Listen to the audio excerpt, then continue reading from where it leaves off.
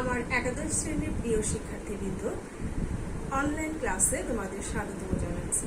আমি রোকসানা, সহকারী অধ্যাপক বাংলা, ধামরাই সরকারি কলেজ।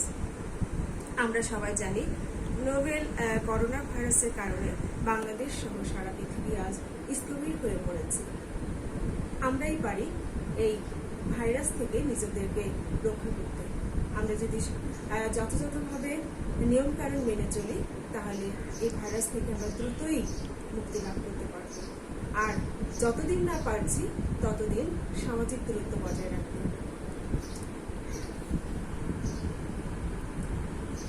এর কারণে স্কুল কলেজ সব বন্ধ রয়েছে, যার ফলে তোমাদের থেকে আমরা অনেক দূরে অবস্থান করছি। আমরা কলেজে যেতে পারছি না, তোমাদের ক্লাস নিতে পারছি না। সেই ঘাটতি কমিয়ে দিতে আজ অনলাইনে ক্লাস নিচ্ছি। অতি দ্রুতই এই মহামারী আমরা রক্ষা পাবো, আর আমরা ফিরে পাবো স্বস্তি নিঃশ্বাস, আর আমরা ফিরে যাব আমাদের প্রিয় প্রতিষ্ঠানের সেই চির পরিচিত প্রিয় প্রাঙ্গণের প্রিয় ক্লাসরুমে। প্রিয় শিক্ষার্থীবৃন্দ, চলো আমরা যে বিষয় নিয়ে পড়ব সেই বিষয়ে আমরা প্রবেশ করি। আমরা আজ বাংলা দ্বিতীয় পত্রের সমাস বিষয় নিয়ে আলোচনা করব। সমাস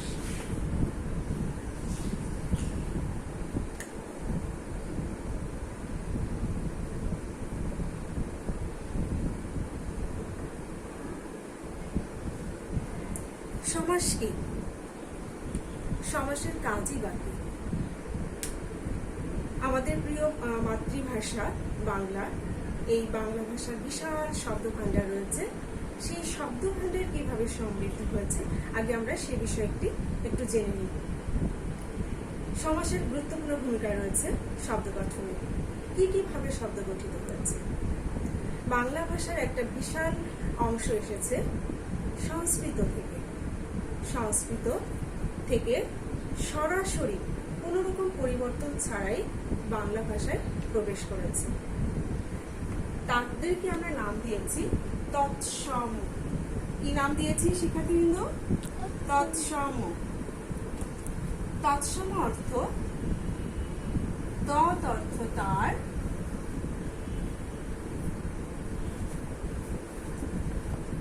সম অর্থ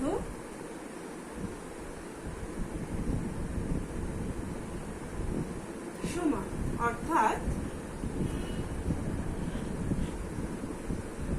তার সমান। কার সমান তোমরা জানো? সংস্কৃতের সমান। সংস্কৃতের সমান। বাংলা ভাষার শব্দ ভাণ্ডারের আরেকটি অংশ এসেছে তৎসম থেকে প্রাকৃতের মাধ্যমে পরিবর্তিত হয়ে যার নাম আমরা দিয়েছি তদ্ভব। তদ্ভব মানে হচ্ছে তার থেকে উৎপন্ন। কার থেকে উৎপন্ন হয়েছে? সংস্কৃত থেকে উৎপন্ন হচ্ছে। আর বাংলা ভাষার শব্দ ভাণ্ডারের কিছু শব্দ আমরা গ্রহণ করেছি বিদেশি ভাষা থেকে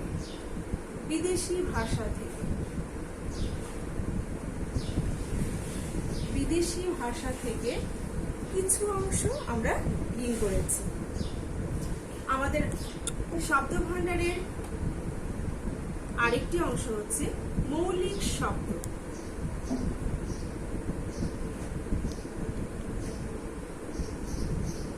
কিছু শব্দ আমরা কি করেছি? নিজেরাই তৈরি করেছি। এই তৈরিকৃত শব্দকে আমরা বলি সাধিত শব্দ। সাধিত শব্দ কি উপায়ে তৈরি হয়? সাধিত শব্দ।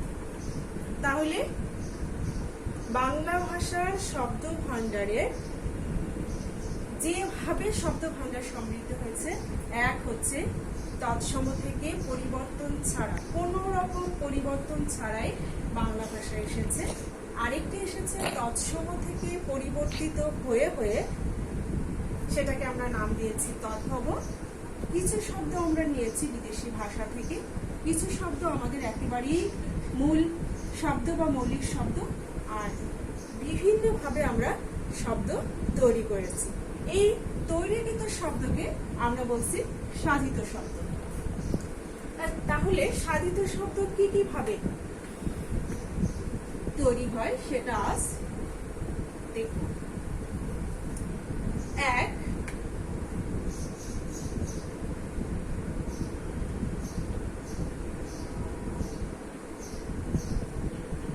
সন্ধির মাধ্যমে।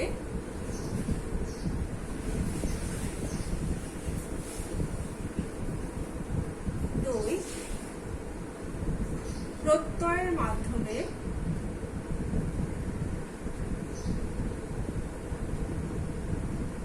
তিন, উপসর্গের মাধ্যমে। এবং সমাসের মাধ্যমে। কিসের মাধ্যমে? সমাসের মাধ্যমে। আজকে আমরা এই সমাস নিয়ে আলোচনা করব। সমাস,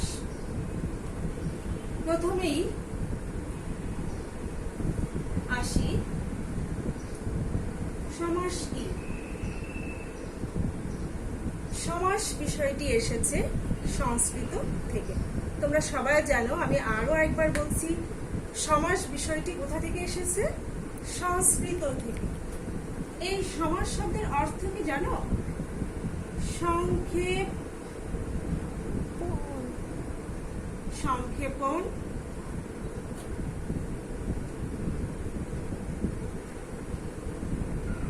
একপদীকরণ। একপদীকরণ সমাস শব্দের অর্থ কি? সংক্ষেপ, সংক্ষেপণ অথবা একপদীকরণ। দুই বা ততোধিক পদের অর্থের মিল রয়েছে এমন দুই বা ততোধিক পদ যখন এক পদে পরিণত হয়, এই প্রক্রিয়াকে সমাস বলে। তাহলে কি সমাস কাকে বলে? অর্থের মিল রয়েছে এমন দুই বা ততোধিক পদ যখন এক পদে পরিণত হয়, এই এক পদে পরিণত হওয়ার প্রক্রিয়াকে কি বলে? সমাস বলে।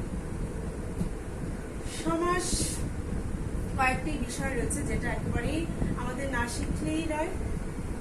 যেমন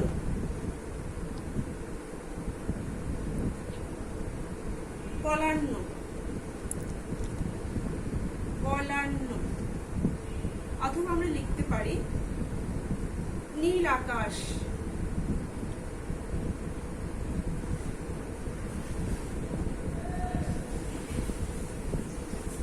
নীল যে আকাশ। পল মিশ্রিত অন্ন, পল মিশ্রিত অন্ন। তাহলে অবশ্যই আমাদের মনে রাখতে হবে যে অর্থের যদি মিল না থাকে তাহলে সমাস নিষ্পন্ন হবে না। অবশ্যই অর্থের মিল থাকতে হবে। পল মিশ্রিত অন্ন, এখানে এটা দিয়ে যে অর্থ প্রকাশ পায়, পলান্ন দিয়েও একই অর্থ প্রকাশ পায়। নীল আকাশ, নীল আকাশ মানে কি? নীল যে আকাশ। এই নীল যে আকাশ দিয়েও যে অর্থ প্রকাশ পাচ্ছে, নীল আকাশ দিয়েও সেই অর্থ প্রকাশ পাচ্ছে। তাহলে বাক্যকে যখন আমরা সংক্ষেপ করব, সেই সংক্ষেপ করার প্রক্রিয়াটি হচ্ছে কি? সমাস। অবশ্যই আমি আবারও বলছি, অর্থের মিল না থাকলে সমাস নিষ্পন্ন করা যাবে না।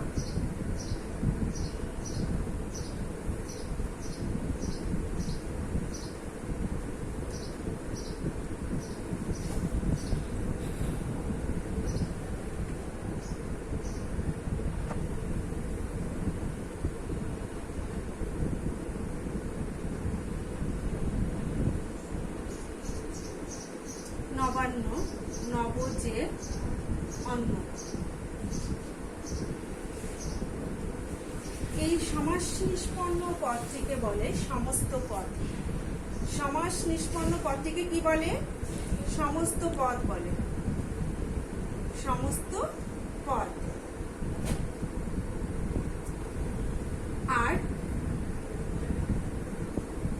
এই সমস্ত পদকে যখন আমরা বিশ্লেষণ করি, যে ব্যাস বাক্য করি, বড় করি, সেটাকে বলে ব্যাস বাক্য। আরেকটি নাম হচ্ছে বিগ্রহ বাক্য বা সমাস বাক্য।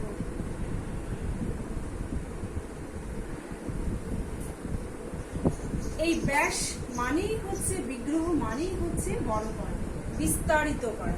মানে সমস্ত পদকে যখন আমরা বিস্তারিত করি, বিস্তৃত করি, সেটাকে কি বলে? ব্যাস বাক্য বা বিগ্রহ বাক্য বলে। প্রত্যেকটি সমস্ত পদের দুটি পদ থাকে।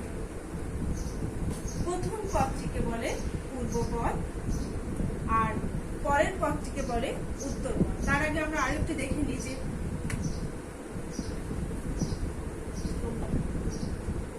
বিলাত ফেরত, এখানে দুটি পদ রয়েছে। প্রথম যে পদটি রয়েছে সেই পদটিকে কি বলে? পূর্বপদ।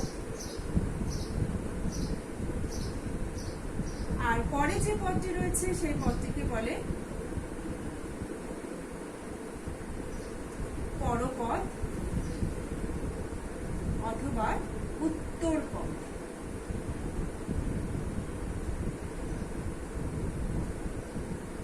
আর যে যে পদের সমাস হয় সেই পদগুলোকে কি বলে? সমস্যমান পদ বলে।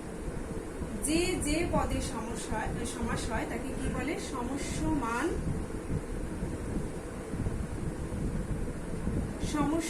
পদ বলে।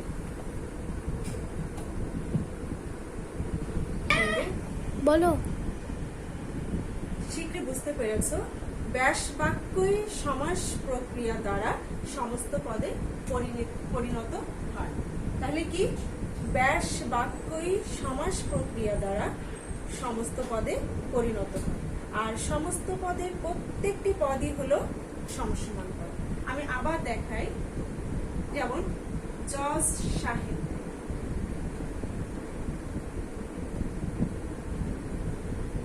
এটি একটি সমস্ত পদ। একে আমরা যখন বিস্তৃত করি, যিনি জজ তিনি কি বলো? তিনি সাহেব। ব্যাস বাক্যই সমাস প্রক্রিয়া দ্বারা সমস্ত পদে পরিণত হয়। তাহলে এটা কি? সমস্ত পদ। সমস্ত পদের প্রত্যেকটি পদই হচ্ছে কি? সমস্যমান পদ।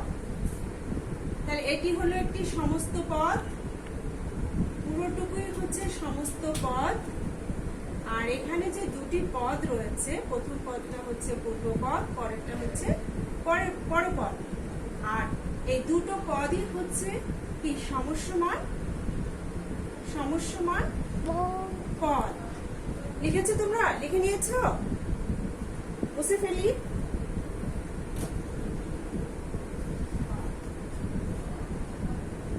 সমাসকে সংস্কৃতে সমাস 6 ভাবে রয়েছে। আমরা সবাই জানি, আমরা ষষ্ঠ শ্রেণী থেকে শিখে আসছি সমাস 6 প্রকার। কি কি জানি আমরা? তাহলে লিখে নিই। সমাস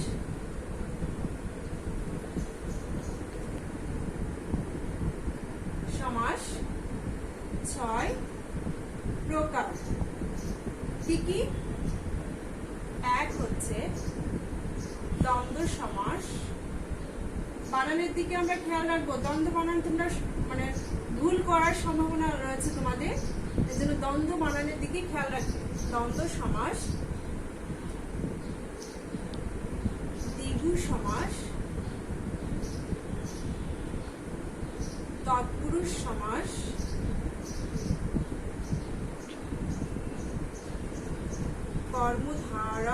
কর্মধারয় সমাস, 5 অব্যয়ীভাব সমাস,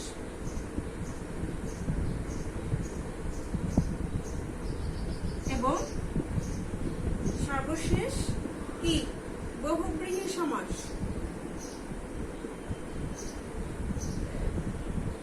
বহুব্রীহি সমাস। সমাস কয় প্রকার? 6 প্রকার। দ্বন্দ্ব সমাস, দ্বিগু সমাস, তৎপুরুষ, কর্মধারয়, অব্যয়ভাব এবং বহুব্রীহি সমাস। লিখে নাও তোমরা। তবে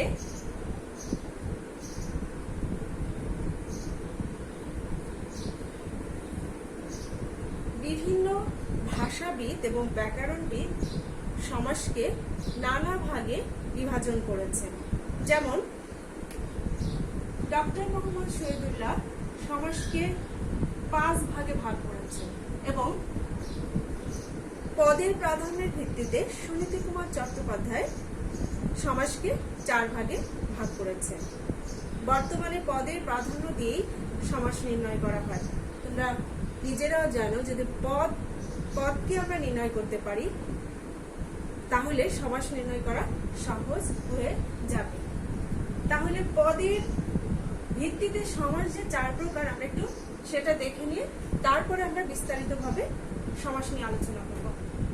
পদের ভিত্তিতে সমাস যে 4 প্রকার: 1 দ্বন্দ্ব সমাস,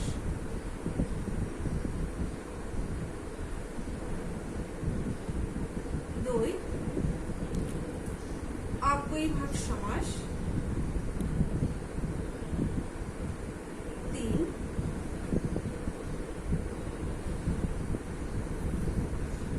দ্বিগু,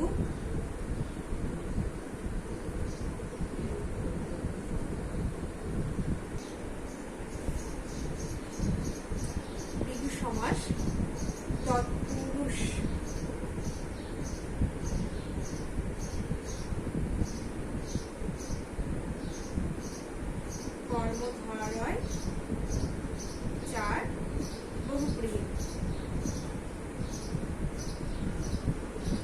কিভাবে? দ্বন্দ্ব সমাস। দ্বন্দ্ব সমাসে উভয় পদ প্রাধান্য পায়। উভয় পদ,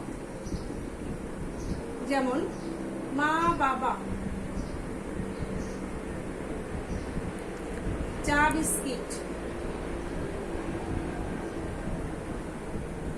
এখানে দেখো দুটি পদ রয়েছে, মা বাবা, আর কি রয়েছে? চা বিস্কিট। এখানে 2 পদই প্রাধান্য পাচ্ছে, মা ও বাবা, চা ও বিস্কিট। এজন্য এই দ্বন্দ্ব সমাসে কোন পদ প্রাধান্য পায়?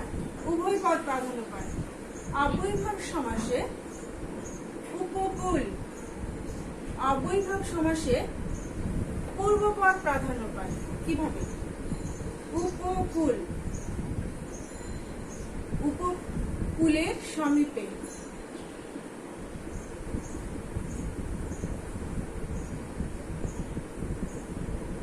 এই প্রথম পদটাই প্রাধান্য পায় বা পূর্বপদ প্রাধান্য পায়, এজন্য এটা হচ্ছে পূর্বপদ প্রাধান্য সমাস। পূর্বপদ প্রাধান্য পায় এখানে, পূর্বপদ। আর এই 3টিতেই পরপদ প্রাধান্য পায়। দ্বিগু সমাস,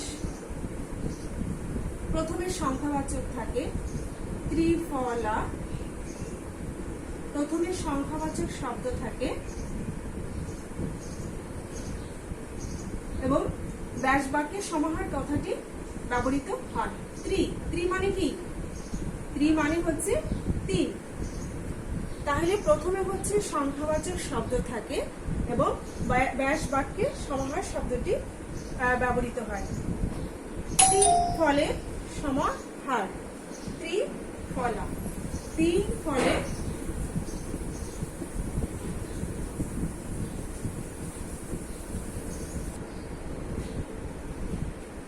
তাহলে দ্বিগু সমাসে হচ্ছে পূর্বপদে সংখ্যাবাচক শব্দটি থাকবে এবং পরে পরপদে হচ্ছে বিশেষ্য থাকে,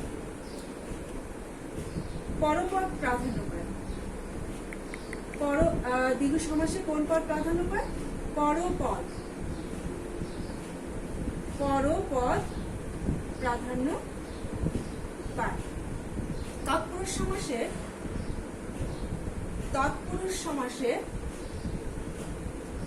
সমাসটাকে আগে আমরা একটু দেখি।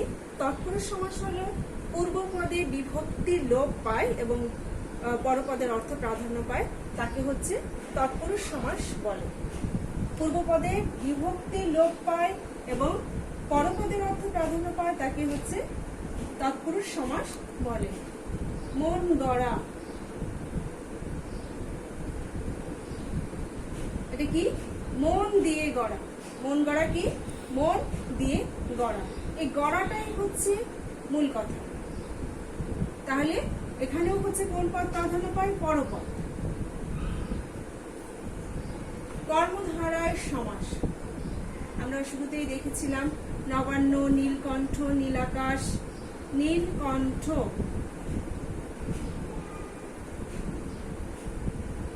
কণ্ঠটা কিরকম? নীল। এই নীল কণ্ঠ, এই কণ্ঠটাই হচ্ছে প্রাধান্য পায়, এর জন্য এটাও পরপদ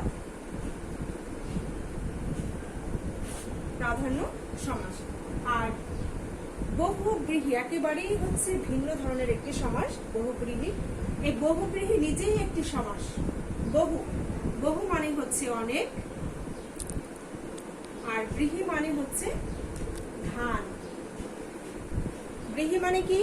ধান। তাহলে পূর্বপদ বহু, বহু মানে হচ্ছে অনেক, ব্রীহি মানে হচ্ছে ধান। যে সমাসে কোনো পদ প্রাধান্য না পেয়ে, পূর্ব এবং পরপদ কোনোটি প্রাধান্য না পেয়ে যদি তৃতীয় কোনো বা অন্য কোনো পদের প্রাধান্য পায়, তাকে বহুব্রীহি সমাস বলে। অনেক ধান আছে যার, অনেক ধান আছে যার। এখানে ধান বা অনেক কোনোটিকে না বুঝিয়ে অবস্থা সম্পন্ন একজন ব্যক্তিকে বোঝানো হচ্ছে। তোমরা কি বুঝতে পারছো? আমরা এরপরে প্রত্যেকটি সমাস ধরে ধরে আলোচনা করব। আগে আমরা পদের প্রাধান্যের ভিত্তিতে দেখছি সমাস যে 4 প্রকার কিভাবে। দ্বন্দ্ব সমাসে উভয় পদ প্রাধান্য পায়। অব্যয়ীভাব সমাসে পূর্ব পদ প্রাধান্য পায়।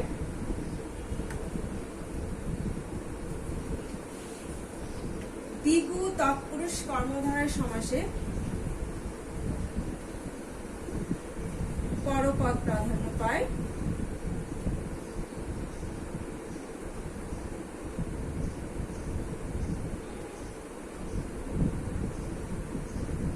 আর বহুব্রীহি সমাসে অন্য কোন